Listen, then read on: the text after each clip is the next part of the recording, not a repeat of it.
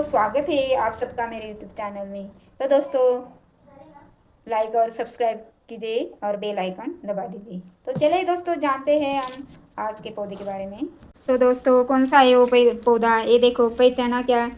किसी ने पहचाना ये पौधे को?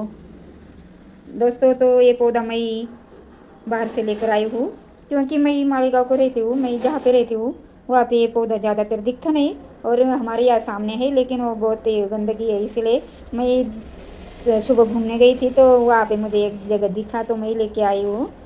मैं जब गांव में जाती हूँ तो वहाँ पे ये पौधा बहुत ही ज़्यादा हमारे खेत में है, तो हम इसकी सब्जी भी बनाते हैं, क्योंकि ये बहुत आयुर्वेदिक पौधा माना जाता है। दोस्तों, कहते हैं ना, प्रकृति ही सबसे बड़ी डॉक्टर है। गांव में बुजुर्ग अक्सर कहते थे, बीमारी कोई भी हो, इलाज हमारे खेत में ही होता है, लेकिन हमें उसकी पहचान नहीं होती। तो ऐसा ही एक किस्सा है दोस्तों, मैं आपको पहले सुनाती हूँ। फिर मैं इसके बारे में आपसे बात करने वाली हूँ। ये देखो, इसका नाम भी आप सोच कर रखिए अगर आपको मालूम हो तो। एक छोटे से गांव में एक किसान का बेटा रहता था। अक्सर वो बुखार और खांसी से बहुत परेशान था। डॉक्टर दूर थे, दवाई भी इस आसपास में आसानी से मिलती नहीं थी। तो तब उस किसान की माँ थी, तो वो खेत के किनारे ऐसे ही रोज जाया करती थी। उन्होंने देखा अपना बेटा तो बहुत बीमार है, तो जब खेत में गए तो किनारे को उगे एक साधारण सा जो पौधा दिखा, उसको तोड़कर ले आया और उसका काढ़ा बनाकर अपने बच्चे को पिला दिया। थोड़े ही दिनों में बच्चा एकदम ठीक सा हो गया।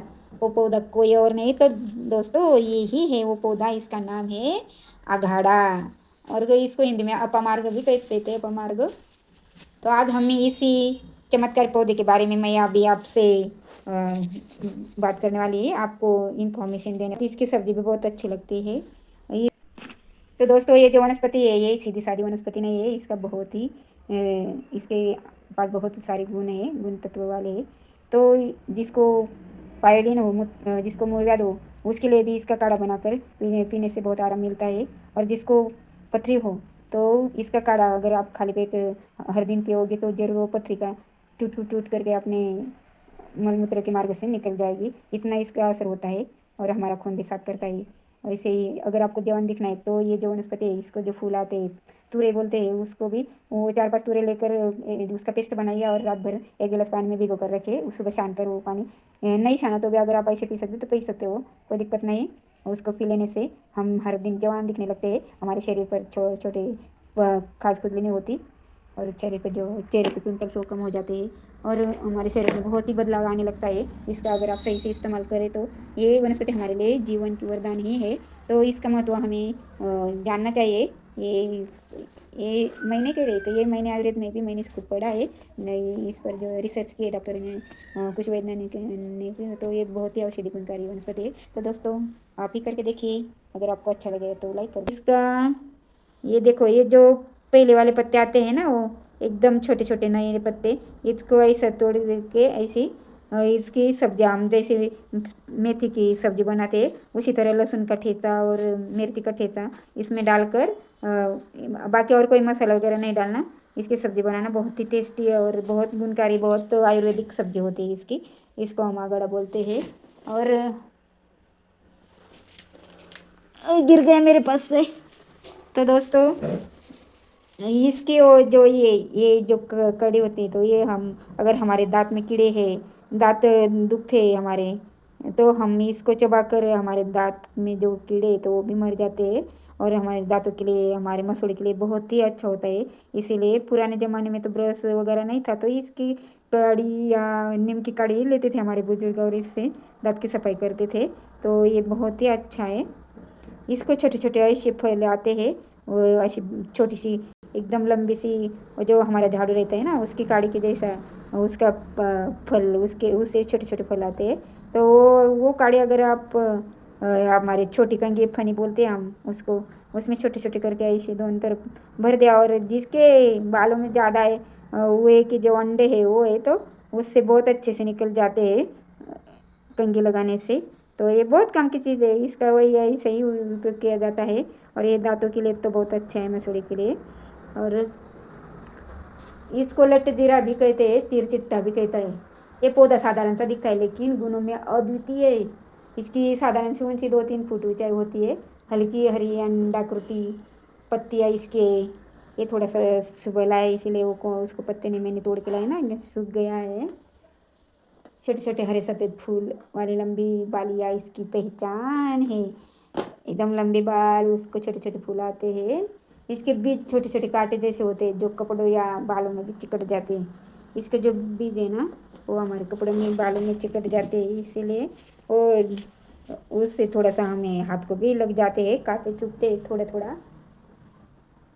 इसका बहुत, तो दोस्तों ये सिर्फ औषधि वनस्पति नहीं, तो इसका बहुत धार्मिक विधि में भी इसका बहुत महत्व है।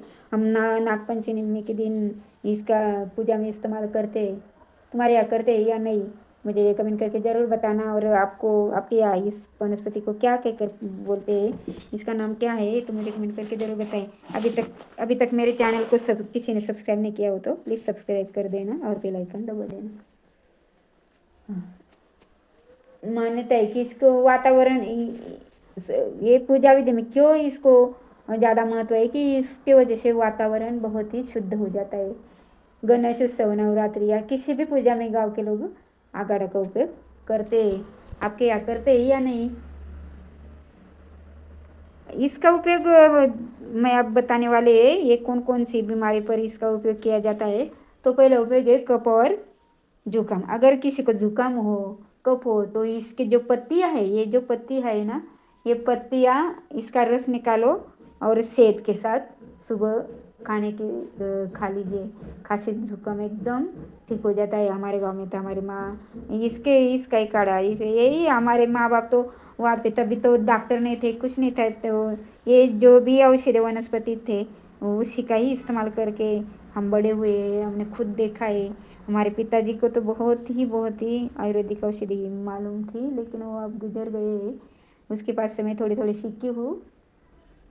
अगर पाचन और पेट की अगर कोई समस्या हो, पेट में जब कीड़े हो जाते हैं, छोटे बच्चे का पेट दुखता है, पेट में जो जंत हो जाते हैं, तो भी इसका चूर्ण बनाकर इसको खाने, पेट के दर्द के लिए दे सकते हो आप। इसका चूर्ण, पत्तों के चूर्ण, काढ़ी का चूर्ण बनाकर एक जगह चूर्ण बनाकर इसके छोटे मिक्सर में पाउडर बना लें और इसके छोटे छोटे गोलियां करके मध में खाने के लिए अगर बच्चे को देंगे तो वो भी पेट में जो छोटे जंतु होते हैं वो निकल जाते हैं, मर जाते हैं। बवासीर और पाइल्स, तो आगाड़ा का ये जड़ है, इस जड़ का काढ़ा पीने से, अभी मैं जड़ उपट कर नहीं लाई क्योंकि घर में सब मिट्टी मिट्टी हो जाएगी, इसलिए मैं लेकर आई नहीं।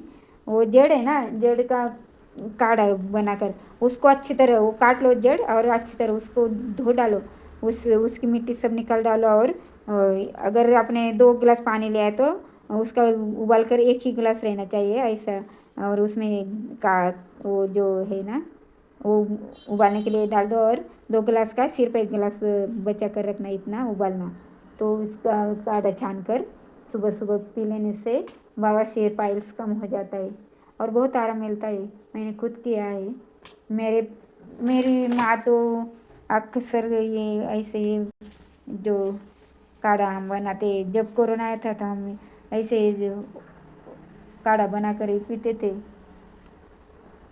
और त्वचा रोग, अगर जिसको त्वचा रोग हो, वो जो हिसब वगैरह होता है ना, खाज खुजली फुंजी, यार अगर कहीं दाद हो तो इसका भी इस्तेमाल, ये जड़ का काढ़ा पीने, पत्तियों का, ये जो पत्ते हैं ना इसको ऐसा पत्ते पत्ते पीस लेकर उसको अच्छी तरह भुना हुआ पानी से धो डालो और उसका पेस्ट बनाओ और पत्ते का लेप वो जहाँ पे खास खुजली होती है, फोड़ होते हैं, वहाँ पे लगा लो, बहुत आराम मिलता है। बुखार में पत्तियाँ का काढ़ा पीने से बुखार एकदम सा उतर जाता है। अगर बुखार आए तो आप, अगर साधारण सा बुखार हो, आप करके देखो। इसका जो पत्ते है इसका काढ़ा बनाओ। मैंने काढ़ा, कभी भी किसी का भी काढ़ा बनाना हो तो अगर जितना पानी ले आए हो उतना उबाल कर उसका हाफ ही पानी बचना चाहिए, तभी उसको काढ़ा कहा जाता है। वो काढ़ा पीने से हमें जो अगर भी बुखार आए तो बुखार भी उतर जाता है।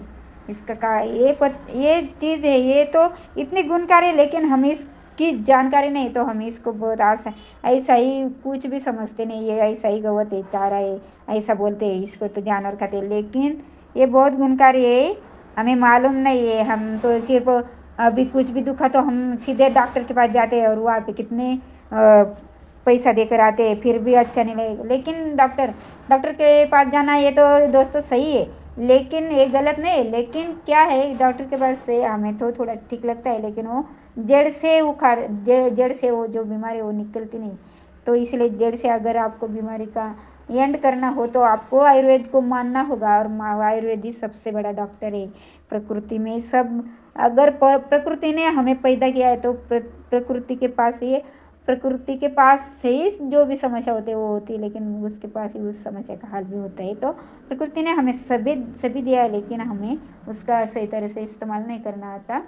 और अगला उपयोग तो बहुत बहुत ही इम्पोर्टेंट है। तो वो कौन सा है दोस्तों? तो अभी तक मेरे चैनल को सब्सक्राइब नहीं किया हो तो प्लीज़ सब्सक्राइब कर दो और लाइक कर दो, कमेंट कीजिए। तो जब कहीं गांव में सांप बिच्छू काटते थे तो तभी इसका लेप, वो जहाँ पे डंक लगाए, जहाँ पे सांप ने काटा है बिच्छू ने काटा है, तो वहाँ पे डंक के जगह पर इसका लेप, इसका जो ये जो काड़ी होती है ये और पत्ते एक जगह पीस कर, ये काड़ी एक कोली कोली वाली एक एकदम एकदम अभी तो ज़्यादा तो ये देखो ऐसे ये इसका जो लेप बनाकर, इसका पेस्ट बनाकर जहाँ पे डंक किया है वहाँ पे लगाने से बहुत सा उसका सूजन वगैरह कम हो जाता है। और एक उपयोग है इसका, अगर क्या अपने शरीर में जो भी गंदगी रहती है, हमारा खून खराब हो जाता है, हमारे शरीर में गठलियाँ हो जाती है खून में, कहीं पे काला धब्बा आते, त्वचा रोग आता है, पिंपल्स होते, तो हमारा खून अच्छा नहीं होता, साफ नहीं होता। इसलिए तो इसका काढ़ा करके अगर आप पत्तियों का रस अगर आप पियोगे ना तो आपका खून भी साफ होने लगेगा। लेकिन कोई भी औषधि लेना हो तो मेरा सबसे सबसे इम्पोर्टेंट कहना है कि सुबह सुबह खाली पेट ही लिया करो तो बहुत उसका फ़ायदा होता है। ज़्यादातर मैं आयुर्वेदिक ही सब कुछ इस्तेमाल करती हूँ। मेरे घर में मैं तो शक्कर भी नहीं यूज़ करती, मैं सेंधा नमक यूज़ करती हूँ। मैं बहुत ऑयल भी बहुत सब्ज़ी में कम डालती हूँ, इसलिए तो। और मैं सब मेरे बच्चे बीमार होते तो मैं इसको आयुर्वेद का ही सब कुछ बनाकर काढ़ा कुछ भी हो तो मुझे बहुत सी बीमारी का पता है। मैंने खुद अभ्यास किया है। मैं जब ये पुणे का प्रशिक्षण को गई थी तो वहाँ से हमें आयुर्वेद का एक बहुत बड़ा पुस्तक दिया था, तो मैंने वो सब पुस्तक पढ़कर मैं और मेरे पिताजी ने कुछ कुछ बताया है, तो मैं आपको ये जो माहिती आपको देती हूँ। तो प्लीज़ दोस्तों, तो अगर अगर मेरे इसका काढ़ा पीने से खून एकदम साफ होने लगता है। इसकी कुछ सावधानियाँ भी है, जैसा कि हर दवा की सीमा होती है। बोलते हैं ना, कोई भी अगर हम ज़्यादा खाएंगे हमारे हिसाब से ज़्यादा तो हमारा पेट दुखने लगेगा, पेट फूल जाएगा। इसलिए हमें जितना चाहिए उतना ही खाते हैं ना। इसी तरह दवा भी प्रमाण से ज़्यादा लिए है तो जितनी ज़रूरत है उतने भी लो, तो भी कभी कभी हमारे लिए विष बन सकता है। औषधि जितनी अमृत है उतनी ही अधिक मात्रा में जहर भी कहला जा सकता है। इसलिए कौन सी भी औषधि लेना हो, मैंने कही या दूसरों की कही, तो कोई भी औषधि का एक प्रमाण होना चाहिए। ज़्यादा औषधि ज़्यादा मात्रा में मत लिया करो। और गर्भवती महिला भी कोई भी आयुर्वेदिक हो या कोई भी औषधि डॉक्टर की सलाह से लेना चाहिए। छोटे बच्चे को भी डॉक्टर की सलाह के पास से ही ले। अगर किसी को बड़ी बीमारी हो तो प्लीज़ इसका इस्तेमाल मत कीजिए, विशेष आयुर्वेद तज्ञ से पूछ के इसका इस्तेमाल क्या करो। दोस्तों, ये साधारण सा पौधा हमें प्रकृति ने यूं ही नहीं दिया। अगाड़ा हमें ये सिखाता है कि असली दौलत महंगी दवाओं में नहीं है बल्कि हमारी मिट्टी में ही है। समझा? असली दौलत है ये, तो इसका ध्यान रखिए, इसका अच्छी तरह ख्याल रखिए और इसका इस्तेमाल कीजिए। बस हमें पहचानना और सही तरीके से इसका यूज़ करना जरूरी है। तो अगली बार जब हम आप रास्ते के किनारे इस पौधे को तुम देखेंगे तो याद रखिए, ये सिर्फ एक झाड़ नहीं है बल्कि ये प्रकृति का औषधालय है। तो दोस्तों, अगर आपको ये मेरी जानकारी अच्छी लगी तो प्लीज़ वीडियो को लाइक और सब्सक्राइब करें, चैनल को सब्सक्राइब करना ना भूलें। Bye bye, thank you. तो मिलते हैं अगले पौधे के साथ अगले वीडियो में, तब तक के लिए बाय बाय, धन्यवाद।